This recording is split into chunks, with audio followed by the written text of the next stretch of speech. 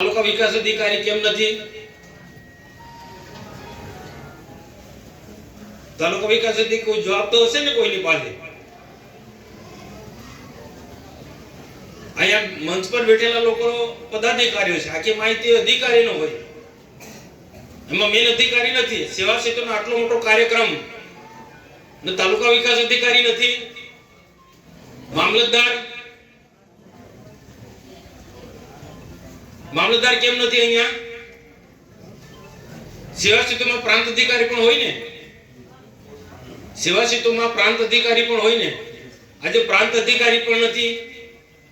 સરકારનો આટલો મોટો કાર્યક્રમ, રાજ્ય સરકાર ગરીબો માટે ખૂબ ચિંતા કરે છે. ના નેત્રંગ તાલુકાના ટીડીઓ કે પછી મામલતદાર કે આ વિભાગના પ્રાંત અધિકારીને કોઈ ગરીબોની ચિંતા નથી એવું લાગે છે.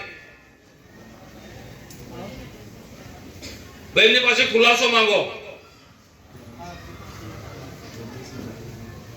એ અહીંયા આ મહત્વ નથી, તે મહત્વનું છે. નેત્રંગના પેલા ગરીબોના લારી ગલ્લા તોડે હટાવે છે, એ બીજા દિવસે કાર્યક્રમ કરી શકાતો હતો તમારે. પણ આ મહત્વનો કાર્યક્રમ હતો. આ મહત્વનો કાર્યક્રમ કે એ મહત્વનો કાર્યક્રમ, આખા કાર્યક્રમનું કાર્યવાહીની નોંધ કોણ લખે છે? આખા કાર્યક્રમની કાર્યવાહીની નોંધ મેં કહ્યું એ પણ લખો. ના સરકારમાં રિપોર્ટ કરવાનો છે. પ્રાંત નથી, ટીડીઓ નથી, મામલતદાર નથી ને બીજા કયા કયા વિભાગના અધિકારી નથી. ભાઈ હું જે છે એમને બધાનો આભાર માનું છું, માહિતી આપી એનો પણ આભાર માનું છું. સેવા ક્ષેત્રના કાર્યક્રમનું મહત્વ અધિકારીને ખબર છે કે નહીં?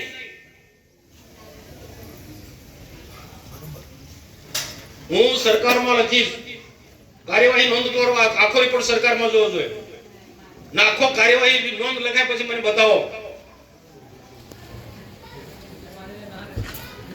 આદિવાસી વિસ્તાર છે એટલે આપણે વેઠ ઉતારવાની છે ભાઈ.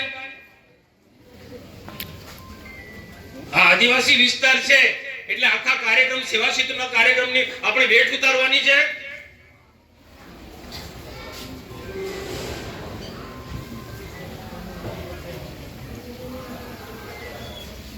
જો અહીંયા બધા પદાધિકારીને પણ મારી વિનંતી કે બધાએ આ અધ્યયન આપવું પડે ભાઈ.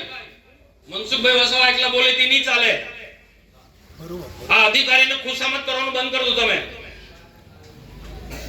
આ સેવા ક્ષેત્ર એટલે ગરીબોને આગળ લાવવાના, ગરીબોમાંથી બહાર કાઢવાના, ગરીબોને મદદરૂપ થવા માટેનો આ સરકારનો કાર્યક્રમ છે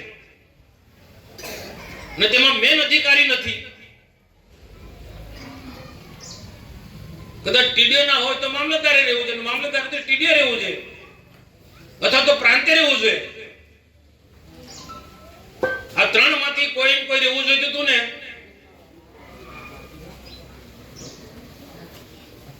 અને લોકોએ પણ જાગવું પડશે ભાઈ. હા, લોકોમાં પણ જાગૃતિ લાવવી પડશે. નહીં તો વર્ષોથી આવું જ ચાલતું હતું. પહેલા લૂંટાવાળાનું રાજ ચાલતું હતું. આ બધી યોજનાઓ સેટિંગ વાળા લોકો લાભ લઈ જતા હતા. આ એવું નથી ચલાવવાનું. અત્યાર સુધી જે સરકારની જે યોજના બધી ચાલતી હતી, બધા સેટિંગ વાળાનું બધું ચાલતું હતું. હવે આ મોદી શાસનની અંદર કોઈ સેટિંગ વાળાનો નહીં ચાલે. આ પારદર્શક હોય એટલે પારદર્શક વહીવટ.